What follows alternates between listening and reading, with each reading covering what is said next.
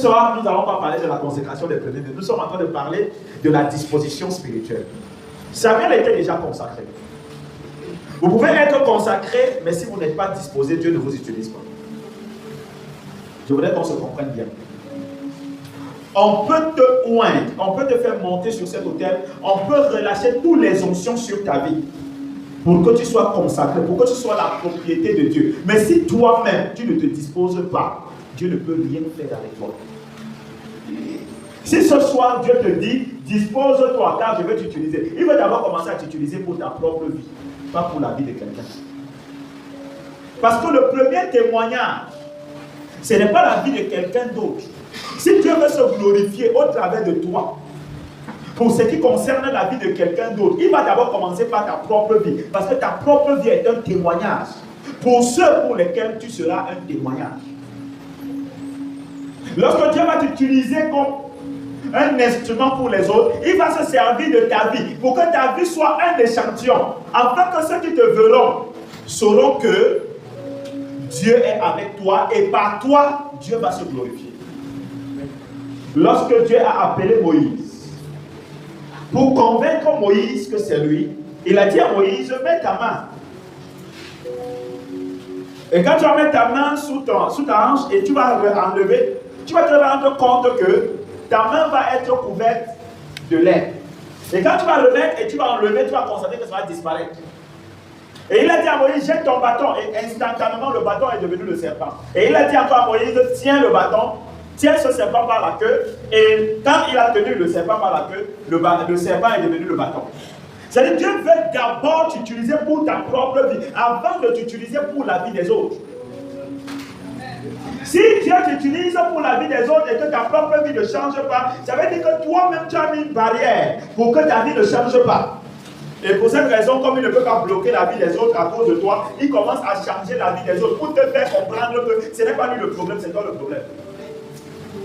Puisque lorsque Dieu veut bénir et que tu es un instrument, il fait couler l'huile sur toi. La Bible déclare que l'huile coulait sur la tête d'Aaron, veillait sur ses cheveux, veillait sur son vêtement. Ça veut dire que quand Dieu veut t'utiliser, il fait de toi la tête, il fait de toi de la locomotive. Comment donc l'huile coule sur les autres et ça ne coule pas sur toi?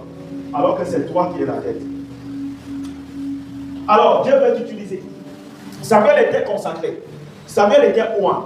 Depuis le ventre de sa mère, il était à part. Dieu l'avait préparé pour le servir. Mais il fallait que Samuel se dispose. Et lorsqu'on écoute cette parole dans le livre de 1 Samuel 3, à partir du verset 8, l'Éternel appela de nouveau Samuel pour la troisième fois. Et Samuel se leva, alla vers Élie et dit, me voici car tu m'as appelé. Élie comprit que c'était l'Éternel qui appelait l'enfant. En fait, Élie était dans le temple. Et Samuel était auprès d'Élie. Samuel est devenu un grand prophète parce qu'il était auprès d'un sacrificateur. On ne peut pas devenir grand sans avoir servi sous un grand.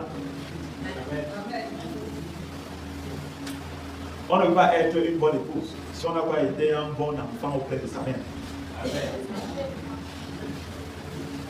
Ça veut dire qu'il y a d'abord une formation. Samuel s'est formé auprès d'Élie et a compris comment les affaires du Seigneur fonctionnent. Donc l'équipe pas un matin pour être meilleur. On apprend sur quelqu'un. Et quand Samuel a eu la voix, il est allé vers Élie pour lui dire, mais est-ce que c'est toi qui m'as appelé? Et Élie lui a dit 2 fois de suite que non, je ne t'ai pas appelé, va te coucher.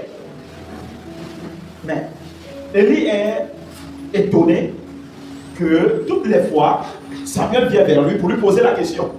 Et c'est là où Élie comprend que Samuel n'est pas en train de comprendre ce qui se passe. Et il explique à Samuel que non, la troisième fois que tu vas entendre la voix, voici ce qu'il faut dire. Et à la suite au verset 9, et il dit à Samuel, va, couche-toi. Et si l'homme t'appelle, tu diras, parle l'Éternel, car ton serviteur écoute. Ça veut dire que toutes les fois que Dieu appelait Samuel, Samuel allait vers Élie et pourtant que ce n'est pas ce que Dieu voulait. Ça veut dire que quand Dieu veut t'utiliser et que tu n'es pas disposé, Dieu se tait.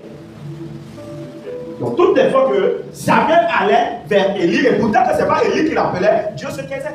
Il ne continuait plus. Et c'est une maladie que beaucoup d'enfants de Dieu vivent. C'est-à-dire que Dieu les appelle, mais ils sont dispersés. Dieu les appelle, mais ils ne sont pas concentrés. Ce qui fait que lorsqu'ils s'orientent vers autre chose, rien à y voir avec Dieu, Dieu s'éteint.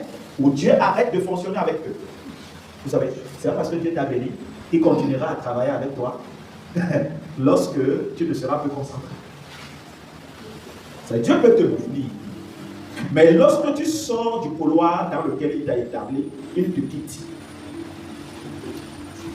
Vous savez, ce qui faisait la force de David, c'est que malgré que David était têtu, rebelle, tout ce qu'il faisait, David est resté dans le couloir de Dieu. Et il était prêt à reconnaître à toutes les fois qu'il foutait, le gars se couchait, il s'humiliait, et il disait seulement essaie de réussir comme ça. Pardon, pas comme ça. Et Dieu était toujours en train de le relever et de le bénir. Alors, Samuel, ici, entend la voix et s'en va vers Élie. Et pourtant que ce n'est pas là-bas. Et chaque fois, il le faisait et Dieu se taisait. À partir du moment où Samuel a compris que maintenant il peut dire Seigneur, me voici, les choses ont changé. Les choses ont changé. Et lorsqu'on va au verset 9, il dit à Samuel, va, couche-toi, et si l'on t'appelle, tu diras, parle l'Éternel, car ton serviteur écoute. Et Samuel alla se coucher à sa place.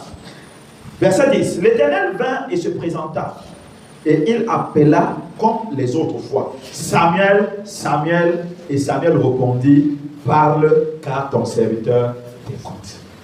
Alors là, Samuel a compris que maintenant, voici ce qu'il faut dire. Et Dieu a compris que Samuel était aussi disposé. Parce que Samuel s'est disposé à dire, ok, maintenant, Père, je t'écoute, je suis prêt à t'obéir. Parce qu'une personne à qui on parle et qui va faire autre chose n'est pas disposée. Et Dieu se rendait compte que Samuel n'était pas encore disposé. Samuel n'était pas concentré. Peu importe ce que Dieu pouvait dire à Samuel, Samuel se dirigeait ailleurs, autre que dans l'endroit où Dieu l'appelait. Il allait dans une autre direction.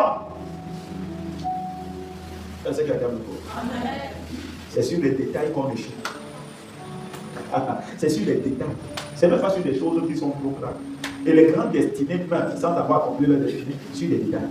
Donc Samuel pouvait passer toute sa vie à aller vers Élie. Si Élie ne lui disait pas que non, calme-toi, dis Seigneur, me voici. Dieu lui ne voulait pas savoir si Samuel connaît ou ne connaît pas, c'était son problème. Donc quand Dieu lui l'appelait, Dieu attendait tout simplement que Samuel dise que je suis disposé. Alors si ta bénédiction est cachée derrière l'appel, tant que tu ne réponds pas à l'appel, que tu ne te disposes pas ou tu ne te concentres pas, alors là c'est un problème. Parce que quand tu réponds à l'appel, c'est une chose. Après avoir répondu à l'appel, il faut te disposer. Deuxième chose. Après avoir eu à t'être disposé, il faut te concentrer. Parce que si tu ne te concentres pas, tu perds ce qui est blessé.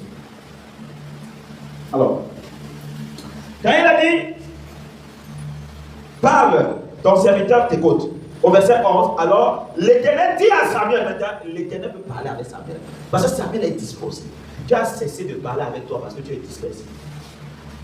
Dieu a cessé de parler avec toi parce que tu n'es pas disposé. Regarde-toi. Regarde ton fonctionnement en journée. Regarde comment tu fonctionnes tout au long de la journée. Tu n'es pas disposé.